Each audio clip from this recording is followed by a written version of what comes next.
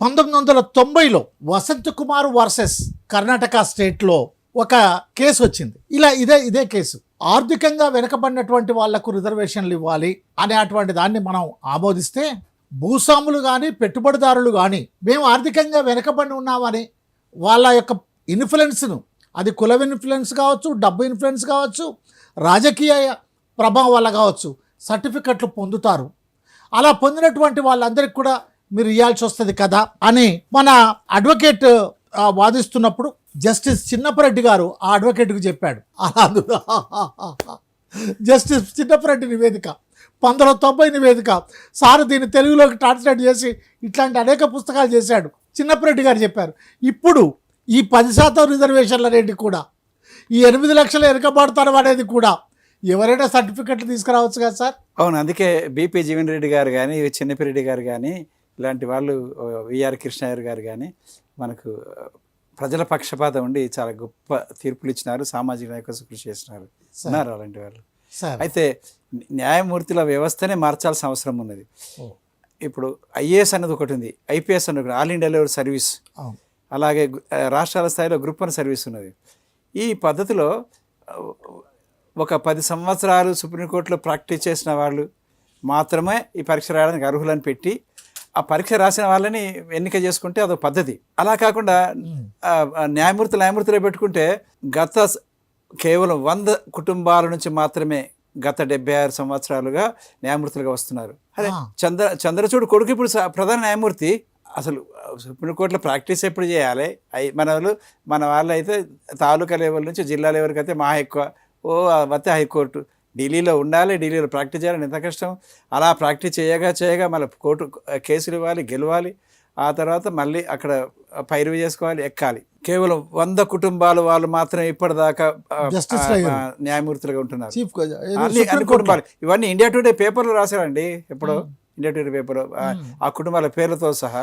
అక్కడ రిజర్వేషన్లు అమలైతే అండి, ఎక్కడా రిజర్వేషన్స్ లేవు. న్యాయ వ్యవస్థలో రిజర్వేషన్, న్యాయ వ్యవస్థని ఎట్లాగైతే పరిపాలనా వ్యవస్థకైతే ఎట్లయితే గ్రూప్ ఐఏఎస్లోకి ఎట్లయితే పెట్టినామో అట్లాంటి ఒక పరీక్ష పెట్టాలి. ఇండియన్ లా సర్వీస్, ఇండియన్ జ్యుడిషియల్ సర్వీస్ అని పెట్టి దానికి పరీక్ష రాయడానికి అర్హత పెట్టు. ఫ్రెషర్ కాకుండా కావాలనుకుంటే 5 సంవత్సరాలు ప్రాక్టీస్ చేసిన వాళ్ళని అర్హత పెట్టి పరీక్ష రాయించి సెలెక్ట్ చేస్తే అప్పుడు కొద్దిగా బాగుంటుంది. ఆ తర్వాత 50% ఎస్సీ బీసీ ఎస్టీలు హైకోర్టులలో, సుప్రీంకోర్టులలో వస్తారు. ఇంకా నా ప్రతిపాదన ఏమిటంటే, నేను బీసీ కమిషన్ చైర్మన్గా నా అధ్యయనము, నా సామాజిక ఉద్యమాలు, అనుభవాలు, ప్రపంచంలోని అనేక విషయాలను అధ్యయనం చేసిన తర్వాత ఈ బీసీ నోట్ బుక్ అనే పుస్తకం రాయడం జరిగింది. భారత రాజ్యాంగంలో ఏమేమి ఉన్నాయని 395 ఆర్టికల్స్ పరిచయం చేస్తూ ఒక 100 పేజీల ముందు మాటలో అనేక ప్రతిపాదనలు చేశాను ఈ బీసీ నోట్ బుక్లో. ఏంటి అవి ప్రతిపాదనలు?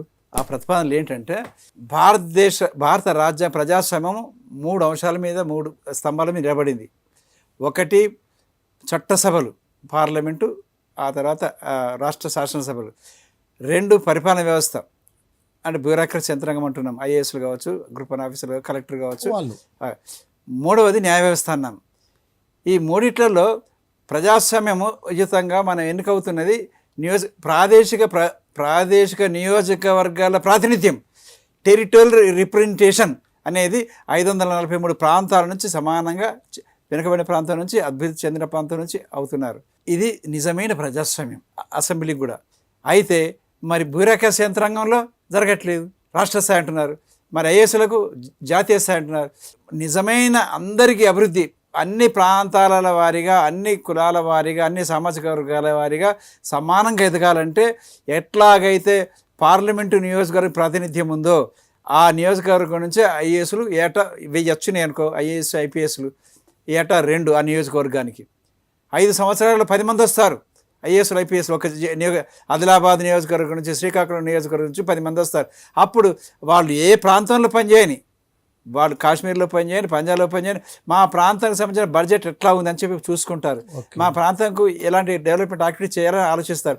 ఇట్లా వాళ్ళు ఐఏఎస్లను ఐపీఎస్లను సెలెక్ట్ చేయడము, అలాగే ఆ పద్ధతిలోనే సైన్యంలో రిక్రూట్ చేయడము, ఆ పద్ధతిలో న్యాయ వ్యవస్థ రిక్రూట్ చేసుకుంటే అది నిజమైన ప్రజాస్వామ్యం. ఇప్పుడు ప్రజాస్వామ్యము 3/1 ప్రజాస్వామ్యం మాత్రమే ఉన్నది. ఇంకా రెండు లేవు. 3/2 ప్రజాస్వామ్యం లేదు. న్యాయ వ్యవస్థ ఎవరికి జిమ్మదారు లేదు. లేదు. వాళ్ళని అపాయింట్ చేయడమే చాలా ఈజీ. వాళ్ళ మీద ఏమన్నా వాళ్ళని తీసారంటే 368 ఆర్టికల్ ఎంత బలంగా రాసుకున్నారంటే పార్లమెంట్ ఉభయసభలు సమావేశమై ఇలా చేసి అలా చేసి ఇంపీచ్మెంట్ చేయాలి. ఎవరు చేస్తారండి?